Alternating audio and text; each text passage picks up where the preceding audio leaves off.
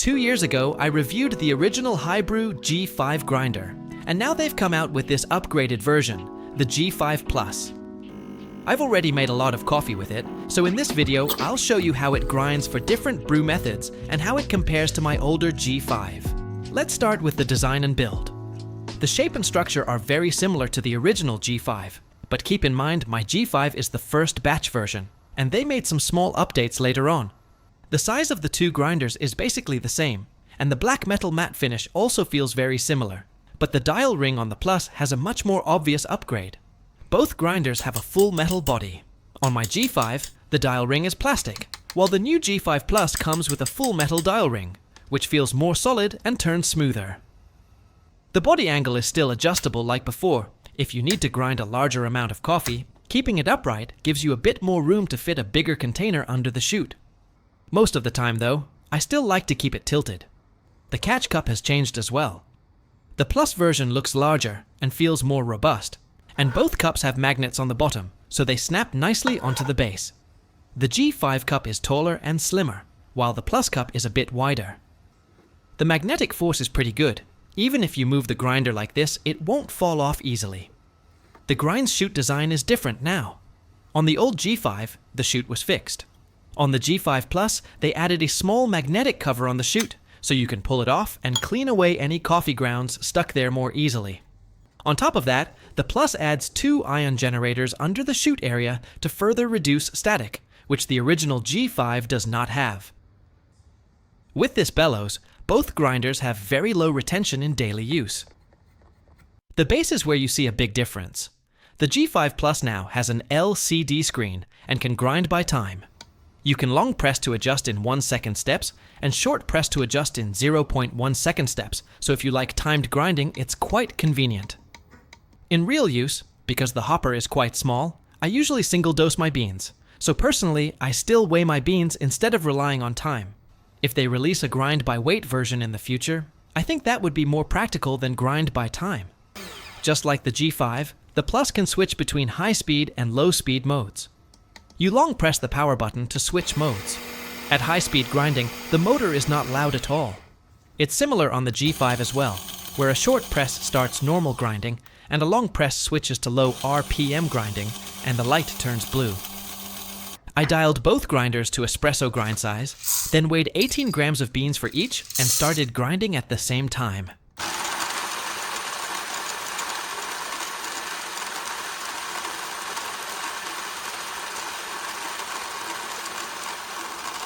You can see the G5 Plus is clearly faster, finishing in around 10 seconds, while the original G5 takes a bit over 20 seconds. Both grinders control the static very well, and there isn't much mess on the table. Let's look at the burrs. To the naked eye, the burrs on both grinders look the same. They both use a 5-star style conical burr set, and the outer burr is 48 mm on both. The main difference here is that the upgraded dial ring on the Plus feels much more rigid and solid when you turn it. Both grinders also come with a safety feature. If you adjust too coarse and the burr carrier becomes too loose, the grinder will automatically stop for safety. When you reassemble it, you don't need to recalibrate from scratch. You just screw it back until it reaches the 0 mark and you're good to go. Now let's move on to grind quality at different settings. The G5 and G5 Plus both have stepless adjustment, which is very helpful when you're trying to dial in espresso precisely. On the top, they also print a guide showing the grind range for different brew methods, which makes it easy for beginners to get started. But I think the arrow design could be improved. It's black and sits a bit far away from the numbers, so when you want to fine-tune, it can be a bit hard to see. Next, I ground coffee at the coarsest setting within each recommended range and checked the results. Starting with the finest setting for Turkish coffee, the grounds are basically powder, and when you pinch them, you hardly feel any particles at all. Later, I'll also show you how it performs when brewing Turkish coffee with this setting. Here is the espresso grind. For a fresh, dark roast, this grind size is already just right. When you touch it, you can still feel a slight grainy texture, but it's nowhere near as powdery as the Turkish grind. Here, I'm at around 15 on the dial, and you can see the fine range is still very large. This one is just a little coarser than the espresso grind. It works well for Moka Pot, And if you're using a pressurized basket, it's also a suitable grind size for espresso with that kind of basket. This range is labeled for drip coffee. From the feel of it, I think it can also work for light roasted beans brewed as pour over as well. The distribution looks fairly even, and I don't see many large chunks. For pour over, this grind size works quite well. There is still some fine powder, but I was using the high speed mode to grind here. If you care more about clarity in the cup, using the low speed mode may give you a better result for pour over. Finally, let's look at the coarse setting. This is after turning the dial more than one full rotation, and you can see it's not extremely coarse. So it's pretty clear that this grinder is tuned more towards espresso. The fine range is very generous, but it still covers all the common brew methods quite well. One small thing I like is that the catch cup doesn't seem to hold on to a lot of residual grounds. When you pour the coffee out, it empties very smoothly. The chute cover also doesn't have a lot of coffee stuck to it after grinding, which helps keep things cleaner. Now let's see how it performs for espresso. Here I'm using a grind setting of 13. The opening of the catch cup is not exactly 58 millimeters, but it's still easy to transfer the grounds into the basket. In daily use, I'd still suggest using a dosing ring on top of your portafilter. I usually do WDT with a needle tool to break up clumps and level the surface, then tamp with a tamper to make sure the coffee bed is evenly distributed. In this demo, I'm using the new HiBREW H10 machine. I recently shared a full review on it as well, so I'll leave the link in the description. This one is the entry-level model in the H10 series. It doesn't have a pressure gauge, but in my tests, the overpressure valve is set very close to 9 bars, and I actually feel the extractions are more stable now. It also gets the 3-way solenoid valve from the H10 Plus, so the pressure releases cleanly after the shot. You can see the flow rate is nice and stable, and with this grind setting, I'm getting 36 grams out in about 26 seconds, which is a very solid shot. The espresso looks great in the cup. The texture and crema are both very satisfying, especially considering this is still an entry-level grinder and machine combo. The taste is also very nice, with no harsh sourness or bitterness standing out. If you look at the puck after the shot, the coffee bed is very intact and even, with no muddy mess on top. If you want to adjust the flavor further, you can always make small changes to the grind size. Because this is stepless, even a tiny tweak can give you a noticeable difference in the cup. Here I pull another shot using a bottomless portafilter. Like I mentioned earlier, because the H10 now runs at a lower extraction pressure, as long as you do good puck prep, I actually feel using a bottomless portafilter is easier than before. There's no spraying or obvious channeling, the flow is very stable, and the total shot time is only about 2 seconds shorter than the previous one. This kind of small, precise change is exactly where a stepless grinder shines. On a stepped grinder, moving just one click can change the shot time much more. The espresso is again excellent. This second shot has slightly higher acidity and a bit more sweetness, so you can play around to match your taste. I also did a direct comparison using the G5, grinding the same 18 grams of coffee for espresso.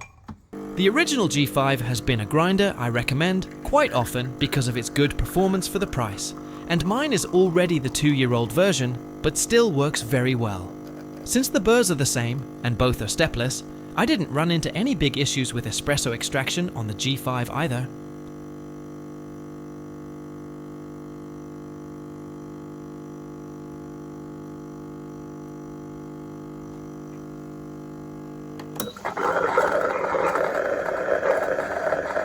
In terms of taste in the cup, the shots from the G5 and the G5 Plus are basically the same. I've pulled quite a lot of shots, and for espresso both grinders can handle the job very well. Next, let's look at pour over, since a lot of people brewing at home like hand drip. Here I use 15 grams of a light roasted Ethiopian coffee and set the grind around 32. To get better particle distribution, I switched the grinder to low speed mode. Even in low speed, it finishes grinding in under 10 seconds, so the grinding efficiency is really high. By eye, the grind size looks suitable for pour over. I use 92-degree water. For the setup, I'm using a Codell dripper with a Kalita Wave flat bottom filter. Their filter paper presser is actually pretty useful. After rinsing the filter, it helps make the pleats sit more evenly. For 15 grams of coffee, I start with a classic 30 grams of water for a 30-second bloom. Then I pour in 3 stages. First, pour up to 150 grams, second to 200 grams, and the last pour in the center until I reach 225 grams total, which is a 1:15 ratio. The total drawdown time is around 2 minutes and 40 seconds. The body of the coffee is on the heavier side, not thin or tea-like. The aroma is nice, and in the cup you get a clear fruity acidity. Overall, it's a pretty good cup. If I mainly focused on pour over, I might look at a hand grinder that leans more towards clarity. But if espresso is your main focus, and you only do pour over occasionally, this grinder can absolutely handle it. Now let's brew something with a Moka Pot. My Moka Pot basket holds about 15 grams of coffee. Set the grind to around 20, and again the grinding is very fast, under 10 seconds.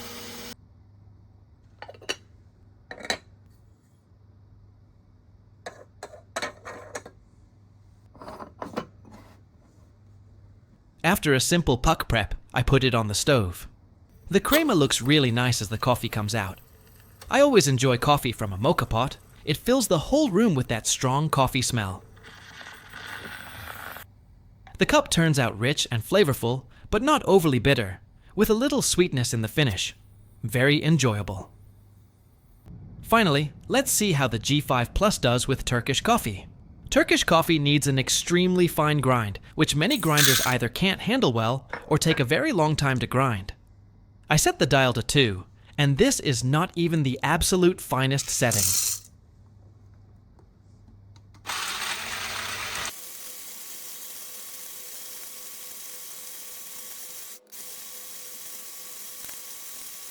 At this ultra-fine grind, it takes a bit over 40 seconds to grind 11 grams of coffee beans. Even so, the table stays very clean, with almost no coffee dust flying around.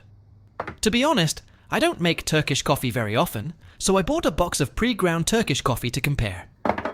First, looking at the grounds from the G5 Plus, they are super fine, like flour. When you pinch them, they clump together instantly and feel like they're melting in your fingers. The pre-ground coffee is also very fine, but when I touch it, it feels just a tiny bit coarser than what I ground, with a slight grainy feel. So I'm pretty confident the G5 Plus can grind fine enough for Turkish coffee, and it does it with good consistency and reasonable speed. I know many of you have more experience with Turkish coffee than I do, so if you see anything off in my brewing process, please feel free to share your tips in the comments. For my brew, I start with a small cup of cold water and add the coffee grounds. Here, I also add 2 teaspoons of sugar to bring out more sweetness. I stir gently and heat it on low. After about 2 minutes, the coffee starts to foam and slowly rise. Many people say you shouldn't let it fully boil, so when it gets close to the edge, I take it off the heat, let it settle, and then pour it into the cup. It looks pretty successful.